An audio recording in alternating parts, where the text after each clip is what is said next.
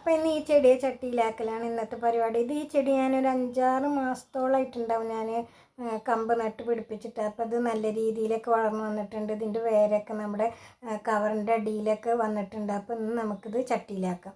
നിങ്ങൾക്ക് ഗാർഡനിങ് ഇഷ്ടമാണ്, പക്ഷേ ടൈമില്ല എന്നുണ്ടെങ്കിൽ ഈ ചെടി നിങ്ങൾക്ക് ഉറപ്പായിട്ടും ഈ ചെടി നട്ടുപിടിപ്പിക്കട്ടെ. ഇതിനാണെങ്കിൽ മെയിൻ്റനൻസ് ഫ്രീ ആണ്, കാര്യമായിട്ട് വെള്ളവും വേണ്ട വളവും വേണ്ട, എന്നാലും അത് സർവൈവ് ചെയ്ത് നിന്നോളും. അതുമാത്രമല്ല, നമ്മൾക്ക് ഇത് ബോർഡറിലേക്ക് ഇതിങ്ങനെ നട്ടുപിടിപ്പിച്ച് അതേപോലെ നട്ടുപിടിച്ച് എപ്പോഴും പൂക്കളും ഉണ്ടാവും, നല്ല പച്ചപ്പ്, നല്ല ഭംഗിയായിരിക്കും കേട്ടോ. എനിക്ക് പേഴ്സണലി നല്ല ഇഷ്ടമുള്ളൊരു ചെടിയാണിത്. മഴ ടൈമിലേക്ക് ഇത് പിടിപ്പിക്കുക ഒരു പ്രയാസമല്ല, ചുമ്മാ കമ്പെടുത്ത് നമ്മൾ എവിടെ വെച്ച് പിടിപ്പിച്ചാലും അത് പിടിക്കും കേട്ടോ.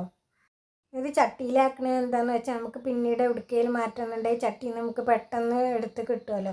അപ്പോൾ അത് കുറച്ചും കൂടെയൊക്കെ വളർന്നിട്ട് നമുക്കിതിനെ ഏത് ഷേപ്പിൽ വേണമെങ്കിലും നമുക്കിത് കട്ട് ചെയ്ത് നിർത്തുകയും ചെയ്യാം. അങ്ങനെ ഒരു അടിപൊളി ചെടിയാണിത്. അപ്പോൾ ഈ ചെടി നിങ്ങളെല്ലാവരും നിങ്ങൾക്ക്